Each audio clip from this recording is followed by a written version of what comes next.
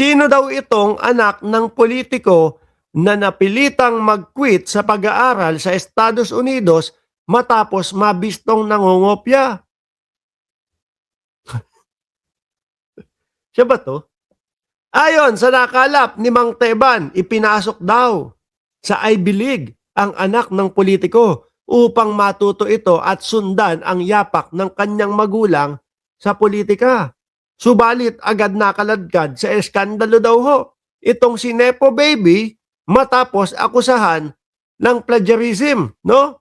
At iba pang uri ng pandadaya sa pag-aaral. Ay, hindi naman pala talagang matalino. Kung ganun. Di ba? Kung ganun yung kung si Lebiste Manu ito, hindi pala talagang matalino mga bossing, no?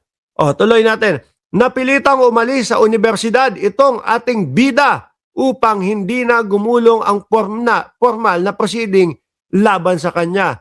Sabi ng ilang marites, hindi lang ito ang unang pagkakataon na nahuli si Nepo Baby dahil may record na pala ito ng pandaraya noong nag-aaral pa lamang ng secondary education sa bigating international school daw ho sa bansa. Pero dahil sa impluwensya ng kanyang magulang, hindi nakasuhan itong ating bida. Sa tingin ninyo, sino yung sinasabi dito? Si Lebiste ba? Hindi ko sigurado eh. No? Basta nakita ko, inilagay lang ito dito. So sabi ko, sige, i-content na din natin tong total naman tungkol sa politika at mga politiko naman, yung mga magulang daw, sabi. Upang mabura ang masamang nakaraan ng anak, pinagnegosyo ng magulang si Nepo Baby at itinuring na local version umano ni Mark Zuckerberg at Steve Jobs na college dropout pero nag-excel sa kanilang vision.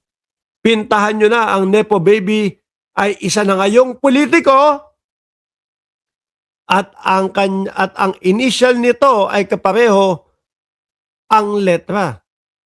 Parehas na letra. Kumbaga ho, mga bossing, sa weteng. No?